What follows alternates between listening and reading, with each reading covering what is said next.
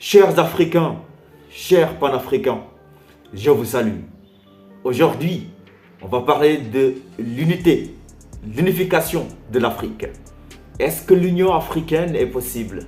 Et quand je parle d'Union africaine, je ne parle pas de cette Union africaine. Une vraie Union africaine est possible. Les États-Unis d'Afrique.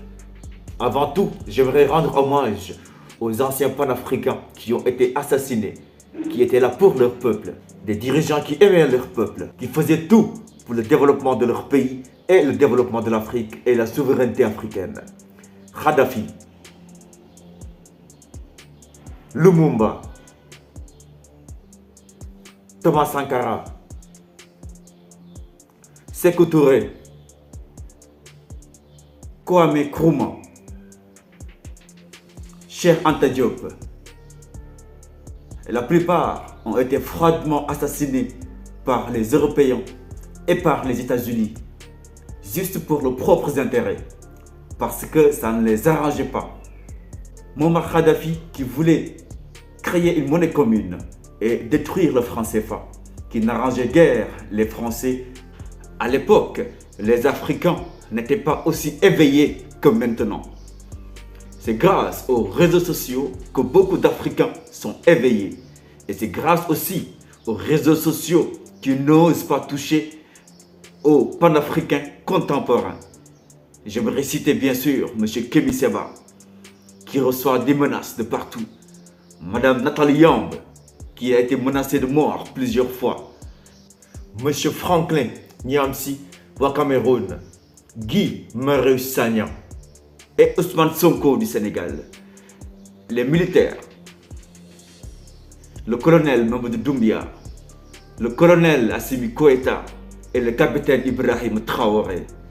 Et j'en profite pour encourager et féliciter le Burkina Faso, la Guinée et les Maliens qui soutiennent leur président de transition. Tenez bon nos frères, tenez bon mes frères. Nous sommes en route, nous arrivons, nous allons vous rejoindre. Vive la souveraineté africaine, vive la liberté. Ne parlez pas d'indépendance, parce que nous sommes toujours des colonies françaises. L'Afrique, le berceau de l'humanité. L'Afrique, le berceau des matières premières. Comment ça se fait? Après 60 ans d'indépendance, entre guillemets, l'Afrique n'arrive pas à se développer avec toutes les richesses du monde qu'on a. La seule réponse, c'est qu'on n'a jamais été indépendant. Comment on peut se dire indépendant alors que si on a besoin d'argent, on est obligé de demander? Le franc CFA, une monnaie qui est commune à 14 pays, qui est toujours imprimée en France. Est-ce que le dollar est imprimé au Zimbabwe? Est-ce que l'euro est imprimé en Chine? La France-Afrique, un poison, une épine sous le pied de l'Afrique, qui empêche l'Afrique d'avancer.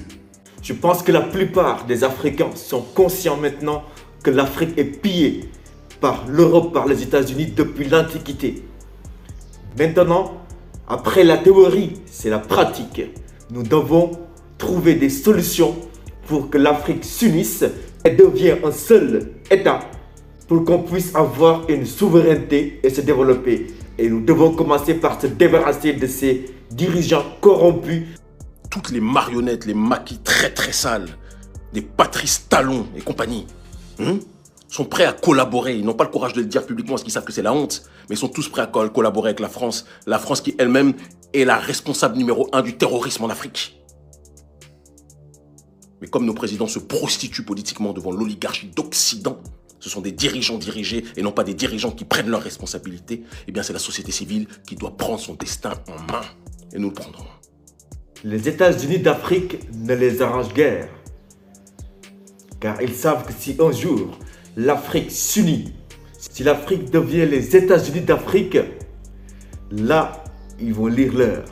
Là, ils sauront vraiment la puissance de l'Afrique. Tôt ou tard, nous y arrivons. Tôt ou tard. Là, je vous laisse découvrir un petit extrait du discours de Ousmane Sonko du Sénégal et du professeur Abdoulaye Bathily du Sénégal aussi. Tous les panafricains qui sont menacés de mort qui sont persécutés, sachez que toute l'Afrique est derrière vous et on ne vous laissera jamais tomber. Je m'adresse singulièrement à cette jeunesse. Prise en étau, angoissée par un avenir sans horizon, minée par le chômage et la honte de ne pouvoir se réaliser et aider ses parents. Engloutie dans les océans et le désert, à la recherche désespérée d'un hypothétique ailleurs meilleur. À cette jeunesse, je rappelle ce qui nous lie, parce que tout le monde sait qu'il y a un lien particulier entre nous et la jeunesse. Ce qui nous lie, c'est l'idéal d'une société juste, dont les ressources et les richesses seront partagées équitablement et où toutes les chances seront égales.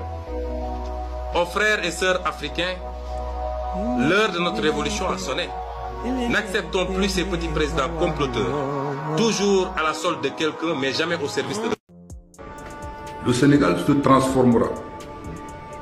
Cette jeunesse-là que je vois aujourd'hui, elle se battra avec les armes de son époque, avec les moyens de son époque, qui ne sont pas les armes et les moyens de notre époque.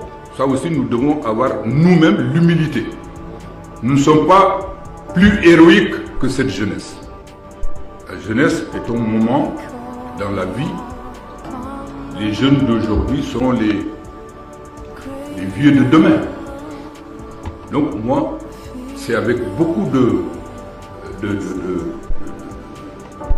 d'optimisme que je vois l'avenir de ce continent. Parce que partout où je vais, ce bouillonnement, même jusque dans les excès, il faut l'accepter. Parce que les excès aussi sont produits par ceux qui sont en face. C'est ça. La passion de liberté abrite chacun d'entre nous. Et c'est cette passion de liberté que je vois chez les jeunes, toujours. C'est ça. Et je les encourage à ça. Naturellement, avec humilité, il faut améliorer les choses. Mais c'est par la lutte, comme disait Sankara, qu'on se libère. C'est pas par la soumission qu'on se libère. Que la plupart des présidents africains, Alassane Ouattara, Patrice Talon, toutes ces serpillères politiques qui sont des soumis à l'Occident, qui font semblant. Ouattara ne fait pas semblant, Talon fait semblant, mais c'est un soumis lui aussi, d'accord? Un soumis à l'Occident. Gouvernement occidentaux maudits, baissez d'un ton. Soumis président africain que vous êtes, qui ne savez choisir que japper ou lécher les fesses de l'Occident. Vous me donnez tous envie de vomir. Ne prenez pas les Africains pour des singes. La période où on était vos tirailleurs sénégalais est terminée.